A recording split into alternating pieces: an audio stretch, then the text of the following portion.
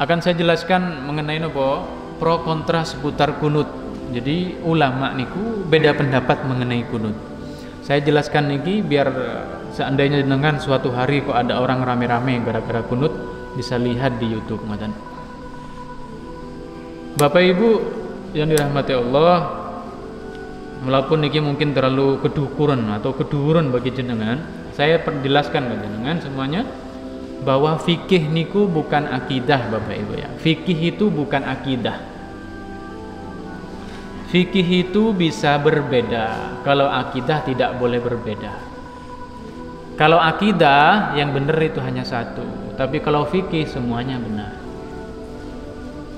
Tergantung nopo jenengan ikut imam siapa. Dalam masalah kunut, ulama juga beda pendapat. Kata ulama, lek gak berbeda pendapat berarti itu akidah. Jadi karakter dari fikih itu adalah berbeda.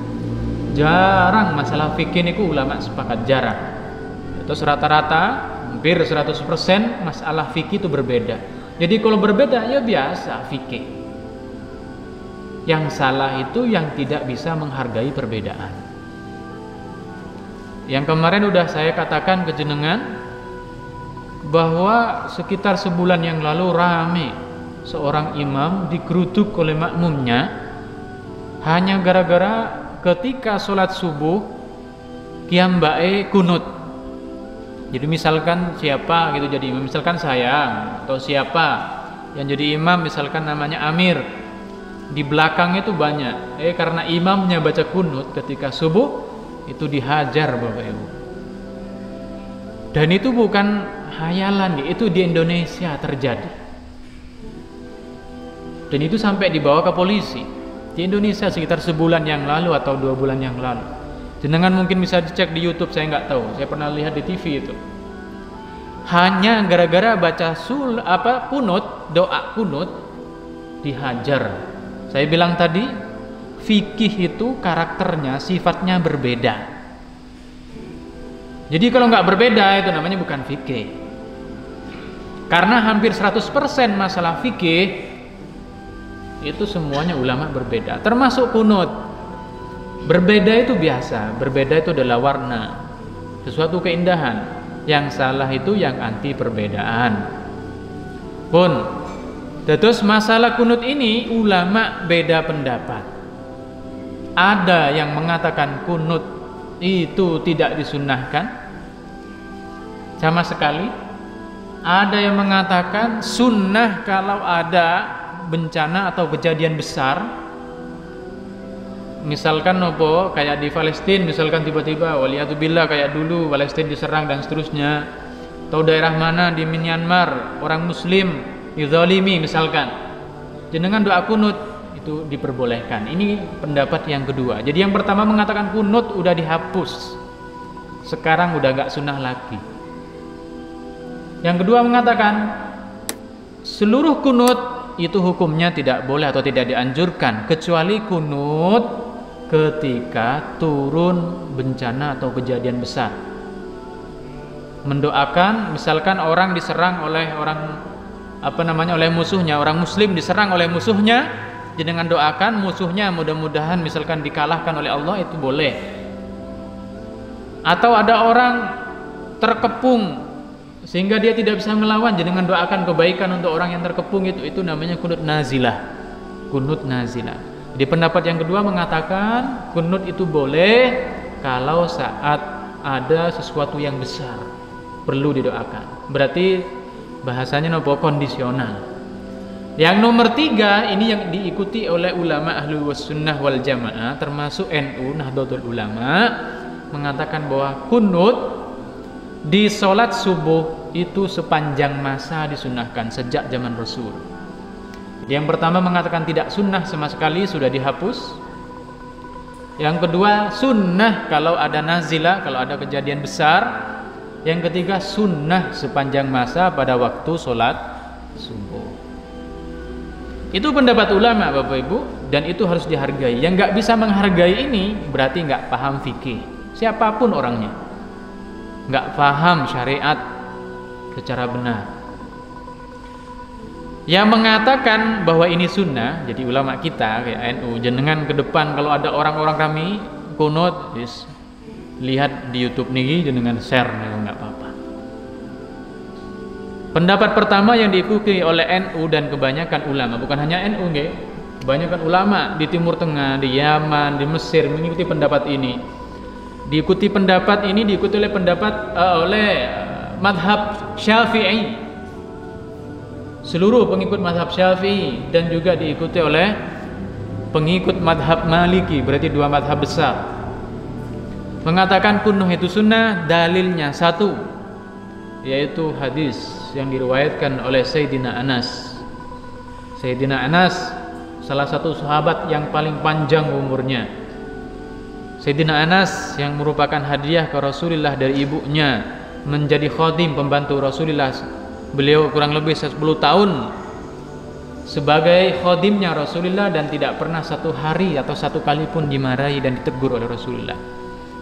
Rasulullah jarang negur. Dan memang Sayyidina Anas juga orang baik. Sayyidina Anas ini meriwayatkan. Jadi Sayyidina Anas itu 10 tahun Bapak Ibu bersama Rasulullah. Kenapa saya ceritakan? Biar jenengan tahu bahwa Sayyidina Anas itu bukan orang biasa. Beliau meriwayatkan hadis kata-kata. Beliau meriwayatkan qala kana Rasul sallallahu alaihi wasallam yaqnutu fi salatil fajri hatta faraqad dunya. Kana Rasul sallallahu alaihi wasallam yaqnutu fi salatil fajri hatta faraqad dunya. Hadis ini diriwayatkan di Musnad Imam Ahmad, di kitab diriwayatkan oleh Imam Al-Baihaqi dan banyak ulama yang lain. Arti dari hadis ini mengatakan, Sayyidina Anas mengatakan, hadis ini kata ulama ada yang mengatakan sahih seperti Imam Nawawi misalkan, kata beliau banyak hufat atau ulama hafid yang standar keilmuannya luar biasa mengatakan bahwa ini sahih, termasuk Imam Nawawi. Hadis ini mengatakan bahwa Rasulullah Shallallahu Alaihi Wasallam seumur hidup itu baca kunut sampai beliau meninggal di sholat fajar, yaitu sholat subuh. Karena Rasulullah ada yaknutu membaca kunut fi sholatil fajri, di sholat subuh, hatta faraqad dunya, sampai meninggalkan dunia, sampai meninggal. Ini dijadikan dalil oleh ulama madhab Maliki sama madhab Syafi'i yang menyatakan bahwa kunut itu berarti sepanjang masa sampai hari kiamat hukumnya sunnah karena dalil ini. Jangan gak usah khawatir yang kunut, ya kunut saja. Ini dalil yang disajikan oleh ulama. Bahkan kata ulama bukan hanya ini, ada juga diriwayatkan dari Abdullah bin Abbas. Abdullah bin Abbas itu berarti sepupu dengan Rasulullah, putra dari Sayyidina Abbas. Sayyidina Abbas itu pamannya Rasulullah, Abdullah itu sepupunya. Saya ceritakan lagi biar jenengan tahu bahwa Abdullah bin Abbas itu bukan orang biasa. Bahkan beliau dijuluki tarjumanul Quran, juru bicara Al-Quran. Saking nopo lek nafsiri Al-Quran itu saking pintar. Jadi yang merawi periwayat yang pertama itu bukan orang biasa tadi, Sayyidina Anas.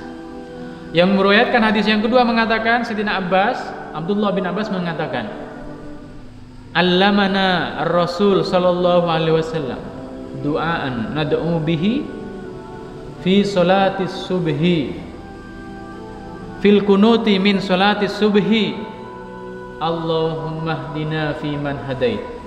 Hadis ini mengatakan, Abdullah bin Abbas kata, saya pernah diajari Rasulullah. Diajari apa? Diajari doa untuk dibaca di waktu kunut. Waktu kunut untuk dibaca pada waktu sholat subuh. Pada waktu sholat subuh. Doanya apa Sayyidina Abdullah? Kata beliau doanya seperti yang kita pahami itu. Allahumma hdina fi man hadait. Hadis niki juga sahih atau hasan. Dari dua dalil ini ulama mengatakan bahwa kunut itu disunnahkan sepanjang masa. Yang menolak kunut berarti menolak pendapat yang diriwayatkan atau hadis tadi yang diriwayatkan itu. Namun sekali lagi bukan berarti jenengan berhak mengatakan sesat yang tidak kunut. Salah. Ada orang nggak kunut jenengan bilang, oh ini sesat, oh yuk langsung tinggalkan, ayo jotosi, jangan gitu. Saya bilang tadi, yang tidak anti perbedaan itu yang benar, karena perbedaan itu keindahan. Yang anti perbedaan itu yang salah. Jadi kalau jenengan menyalahkan orang yang tidak kunut, itu jenengan salah juga. Yang tidak kunut menyalahkan yang kunut, itu salah.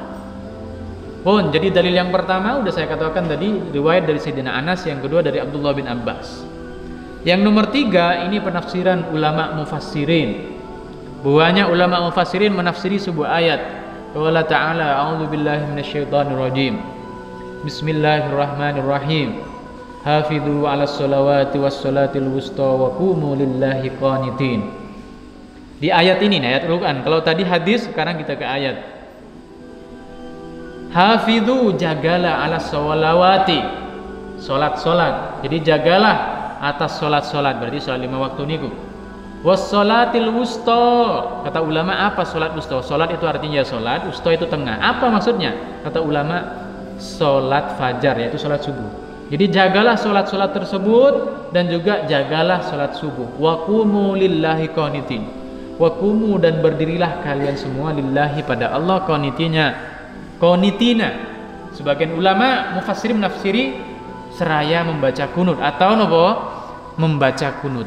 Jadi di ayat ini sebagian ulama ahli tafsir mengatakan ayat ini menyebutkan bahwa kita wajib sholat, dan disebutkan secara khusus sholat wusta, yaitu diwajibkan sholat subuh, dan juga nopo dianjurkan membaca kunut. Udah 3 dalilnya niku. Jadi kalau ada orang sekali lagi macam-macam gini-gini lahirihi bahas tentang kunut, dan itu nggak ada habisnya Bapak Ibu. Sampai detik ini orang nggak selesai-selesai. Kita sibuk dengan diri kita sendiri karena sama-sama orang muslim nopo saling mencaci dan seterusnya. Ya Allah. Pun itu pendapat yang pertama yang mengatakan, yang diikuti oleh Ahlus Sunnah wal Jamaah, dan juga diikuti oleh Nahdlatul Ulama NU, dan diikuti oleh mazhab Maliki dan Syafi'i, mengatakan bahwa kunut disunnahkan sepanjang masa, bukan bid'ah, sunnah.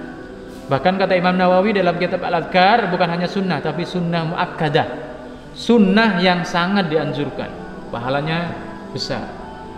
Pendapat yang kedua mengatakan tidak sunnah.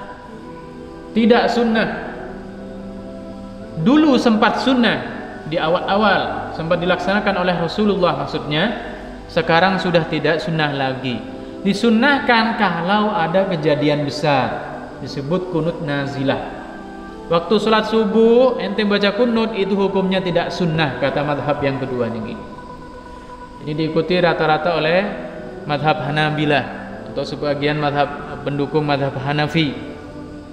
Apa dalilnya? Ada dalilnya juga Bapak Ibu. Mereka berdalil, yaitu dalil sebuah hadis yang diriwayatkan oleh Abi Malik Al-Ashja'i. Abi Malik niki pernah berkata ke bapaknya, sekali lagi saya perdetail biar jenengan kelak kalau ada bapak bisa lihat di YouTube, biar nggak sembarang bahwa semua ulama itu punya dalil gitu. Jangan sembarangan menyerahkan orang lain.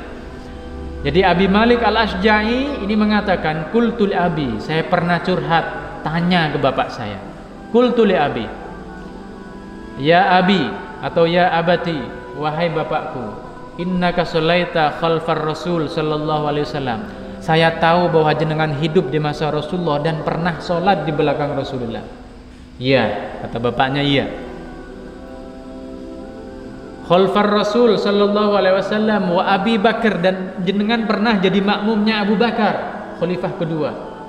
Wa Umar, dan juga jenengan pernah sholat di belakangnya Sayyidina Umar. Wa Utsman, dan juga Sayyidina Utsman, khalifah ketiga. Wa Ali bin Abi Thalib, dan Sayyidina Ali bin Abi Thalib. Jenengan pernah sholat di belakang Rasulullah. Jenengan pernah sholat di belakang Abu Bakar, Umar, Utsman, dan Sayyidina Ali. Berarti 4 khulafa, 4 khalifah. Kata bapaknya, iya. Iya, saya pernah sholat di belakang beliau. Hal kanu yaknutun, apa mereka semuanya kunut? Nah, ini yang dijadikan dalil oleh madhab yang kedua yang mengatakan bahwa kunut itu tidak wajib lagi. Hal kanu yaknutun, apa Rasulullah dengan khulafa yang 4 itu membaca kunut? Kata beliau, ay bunayya muhdats. Bapaknya mengatakan bahwa kunut ini, kata beliau, ini muhdats. sesuatu yang baru. Artinya sudah tidak lagi dilaksanakan oleh Rasulullah Sallallahu Alaihi Wasallam. Bahkan di hadis itu disebutkan, kata beliau bahwa jenengan pernah sholat nahwan min khamsina sana, min khamsi sanawatin. Jenengan sholat di belakang Rasulullah, Abu Bakar, Umar, Utsman dan Sayyidina Ali itu 5 tahun di belakangnya. Berarti jenengan tahu persis bahwa Rasulullah baca kunut apa enggak sama sahabatnya. Bapaknya menjawab, bunayya, muhdas. Muhdas itu berarti baru. Berarti beliau berpendapat, beliau, okay? Kata beliau, kunut ini berarti sudah tidak dibaca lagi oleh Rasulullah. Dulu pernah Rasulullah itu. Makanya di hadis yang berikutnya yang dijadikan dalil itu juga diriwayat dari Imam Anas. Beliau mengatakan, anna Rasul sallallahu alaihi wasallam yaknutu syahran. Rasulullah dulu pernah kunut tapi cuma 1 bulan. Dalil yang kedua nih, mazhab yang kedua mengatakan bahwa kunut dulu memang iya sunnah, sekarang sudah tidak. Karena tadi kata Abi Malik Al-Asja'i yang bertanya ke bapaknya, beliau sholat di belakang Rasulullah, sahabat 4, Umar, Abu Bakar, Umar, Utsman, Ali, katanya beliau niku napa? Ternyata tidak baca nopo, tidak baca kunut. Oh, berarti akhirnya ulama di mazhab yang kedua mengatakan berarti kunut itu tidak sunnah lagi. Sunnahnya kapan? Sunnahnya ketika turun tadi hal yang besar, nazilah. Makanya disebut kunut nazilah. Saya bilang tadi ada orang muslim dikeroyok, dizalimi, jenengan doa Allahumma ansur muslimin di sunat, di kunut itu. Allahumma ansur muslimin ala a'da'ahum ala a'da'ihim. Ya Allah, tolonglah orang muslim atas musuh-musuh mereka, itu kunut nazilah. Dan seterusnya. Kata beliau, kalau bukan kunut nazilah, maka kunut itu tidak disunahkan lagi. Ini pendapat yang kedua. Ini dalilnya menurut yang pendapat yang kedua ini juga kuat, kata yang pendapat yang kedua. Pendapat yang ketiga mengatakan bahwa kunut itu sama sekali tidak sunnah. Bahkan ketika ada nazilah, ada kejadian besar kayak apapun tidak dikunutkan lagi, udah dihapus. Dalilnya apa? Tadi riwayat dari Sayyidina Anas diriwayatkan oleh Imam Abu Daud, beliau mengatakan kana Rasul sallallahu alaihi wasallam yaknutu syahran. Rasulullah memang pernah kunut tapi hanya 1 bulan, tsumma tarakahu. Lalu Rasulullah meninggalkannya. Berarti Bapak Ibu, ulama itu beda pendapat, dan itu biasa. Jenengan tahu, ulama ada yang mengatakan bahwa perempuan, istri misalkan disentuh oleh suaminya, itu ada yang mengatakan niku nopo enggak batal. Mazhab Syafi'i mengatakan batal. Ada yang mengatakan yang batal itu yang menyentuh, bukan yang disentuh. Terus kita mau menyatakan yang selain Syafi'i salah semua, kan enggak gitu. Jenengan dari dulu tiap tahun juga jenengan mengatakan, saya mengatakan kemarin pernah saya jelaskan bahwa ada yang menggunakan hisab, ada yang menggunakan ru'yah, lihat langsung dengan mata telanjang. Apakah kita menyatakan bahwa Muhammadiyah itu salah? Kan boten. Dari dulu rukun-rukun aja ini sama Muhammadiyah. Maksud saya, fikih itu biasa beda pendapat. Bahkan kalau tidak berbeda itu bahkan bisa nggak disebut fikih. Yang nggak boleh berbeda itu adalah akidah. Itu nggak boleh berbeda. Allah itu berbentuk apa enggak? Ada yang mengatakan misalkan Allah berbentuk, ada yang mengatakan tidak. Ya udah, yang benar yang tidak berbentuk, karena laisa kamitslihi syai'un, enggak ada yang sama dengan Allah. Hanya satu yang benar, itu kalau akidah. Tapi kalau fikih itu nopo? Beda pendapat ulama. Beda pendapat ulama. Salat duha berapa rakaat? Ada yang mengatakan 8 rakaat, ada yang mengatakan 12. Saya jenengan ikut yang mana? Enggak usah saling menyalahkan. Saya bilang tadi, yang benar itu yang berbeda, yang salah itu yang anti perbedaan. Karena mereka enggak paham syariat Islam dengan baik. Sekali lagi, kalau ada rame-rame tentang kunut, silahkan jenengan lihat, share, dan seterusnya. Karena ini nopo fikih.